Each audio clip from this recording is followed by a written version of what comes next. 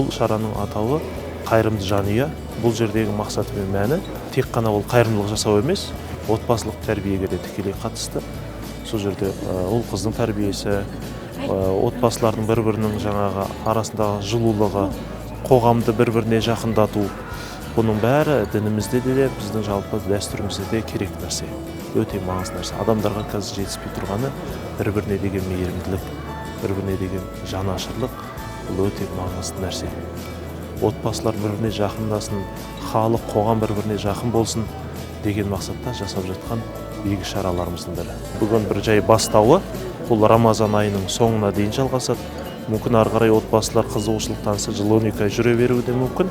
Бұл жердегі көрінісі бір отбасы, яғни жағдайы түзу, дұрыстау отбасы, оның керемет бай болуы шарт емес. Бір 20-30 мың теңгелік көмекті, яғни азық-түліктей болсын, бір жағдайы мүшкілдеу немесе көп балалы отбасыға сол жерде береді.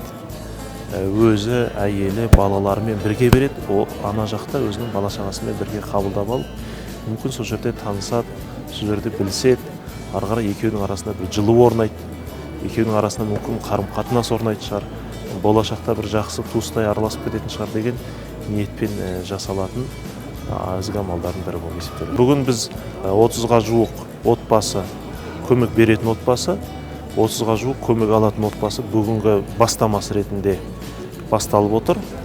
Бұл шара әр сенбі күні сағат 2-де осылай Рамазанның соңына дейін жалғасып отырады. Атсалысып жатқан барлық ағайындарға рахмет, көмектеріне көптен көп рахмет, Алла разы болсын. Қашанда жабырқаулы жандардың қолдаушысы, тірегі болып жүре берсін.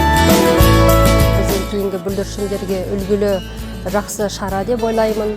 Бұл жерде үлкен тек қана осындай ораза айында ғана емес, басқа айларда да осы жалғаса берсе екен деген өзімнің ниетім бар. Негізінде бұл шаңырақ деп босқа айтылмаған, қайырымды деп. Адамның әрбір көрген сайын жүрегіне кішкене үміт ұялатып, басқа біреуге қолыңнан келгенше көмектесу.